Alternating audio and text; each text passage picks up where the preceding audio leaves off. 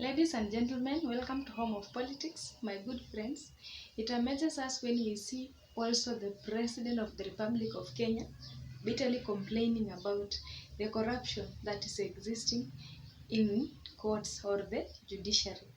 It is really surprising us because when other parties, other individuals who have been mistreated in the courts have not been given justice, or the rule out have been given in favor of other people, they have been complaining.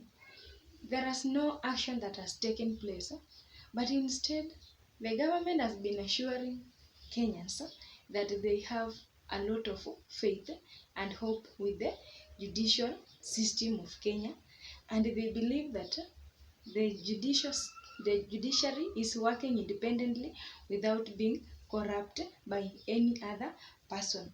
But out of nowhere, the president is still complaining that there is corruption in judicial system, whereby there are some minority or a group of few individuals made by judges who are being controlled by other people to manipulate the every judgment that is being given out, and as a result he is the first victim of what has just happened to him few months ago.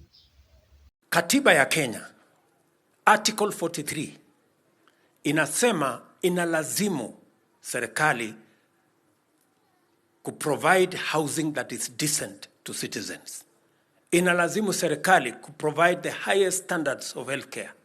Inalazimu serikali kupanga ajira ya vijana wa Kenya. Katiba ya Kenya. Hawa wa Kenya mamilioni walienda kwa debe wakapigia kura manifesto ambayo iko na program ya housing, iko na program ya universal health coverage, iko na program ya ajira ya vijana. Bunge wakaenda wakapitisha budget, iko na mpango ya housing, iko na mpango ya universal health coverage, iko na mpango ya kupanga ajira ya vijana. Ati alafu watu wachache ambao ni beneficiaries ya ukora wanaenda kotini, wanaenda kutaka kusimamisha hiyo kazi yote, ati vijana wetu waendelee kurandaranda wasipate ajira.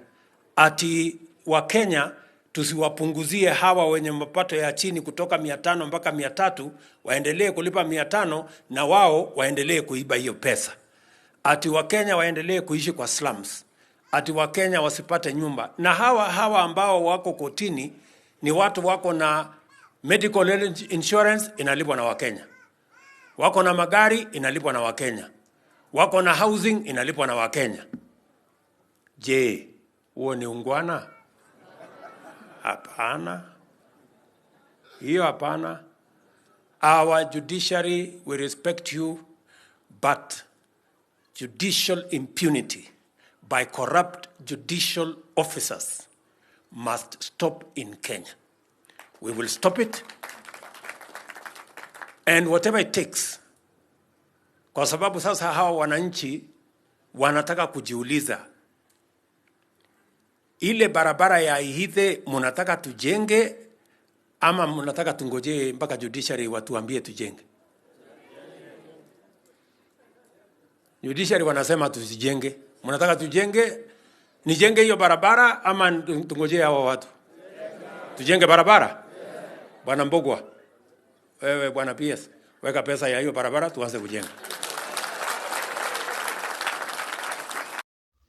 Up to now, the president now feels the pain of what other people have been feeling, and he can attest that what has been happening in judiciary, it is not something that can be controlled if not to be taken serious.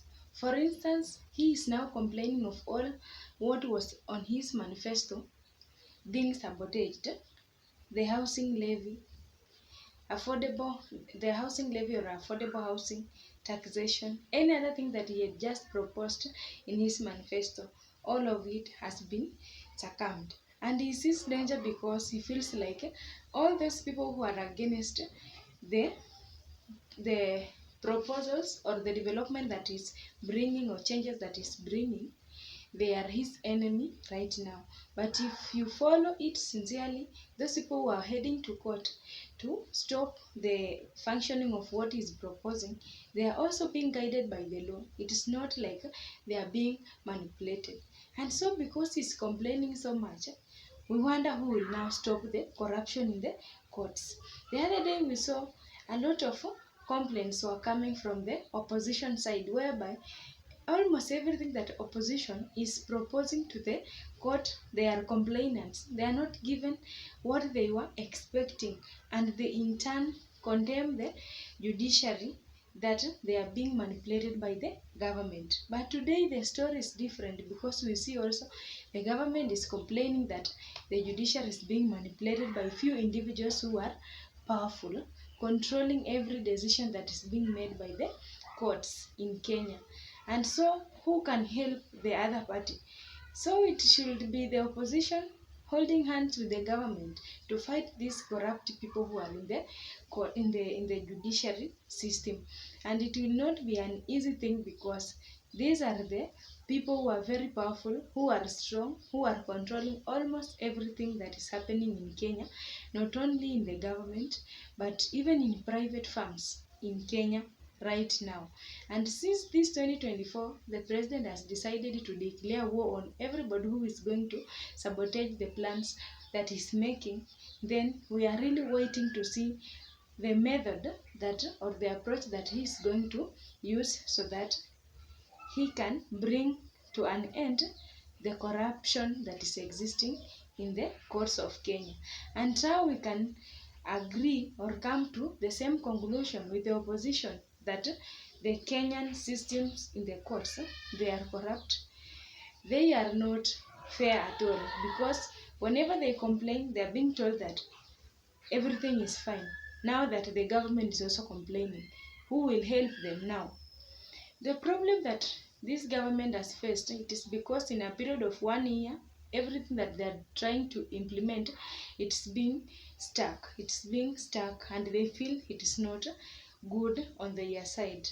If we can see, the housing levy was stopped. Now the problem is becoming on the healthcare sector, where they had proposed the NHIF, some to pay 300 for those who are hustlers, or who cannot afford the constant payment of 500 shillings. And it is really paining this government, because whatever they are trying to implement is not working.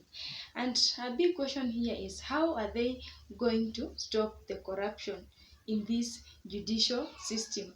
Because we see the judiciary, the legislature, these are the arms of government that are working closely together, although they are independent, but they work closely together. And it means now, between these arms of government, there is no peaceful coexistence, because if the other one is the enemy of the other one, then there is no way their progress will go on. And so, since the years that has passed, all the regimes has failed to stop the corruption system in the judiciary. And there is a possibility that some of the judges in these courts have been existing since so many years ago, and they have not gone home. And we don't know how President William Samoei Ruto is going to change this, because even in the previous regime, President William Samoei Ruto was in government, and he witnessed how the judiciary also played their tricks in the previous government according to how they were proposing their issues. And the rule out was being made, and there is nothing they could do. Since now he is the president, what method is he going to put in place so that justice and fairness can prevail in the government, in the opposition, and every individual who marches in the court? I think it will be going to be a very big problem, because it is not easy. They could have stopped it very earlier time than now, when they are seeing that the government programs are not working. Send me your ideas in the comment section. As always, this is my opinions. I don't know what you think about corruption issues in the courts of Kenya today. Will it come to an end with the regime of President William Samoei Ruto, or will he use force to implement all his bills, ignoring the court orders and the ruling of the court, because he's the president? Thank you for watching.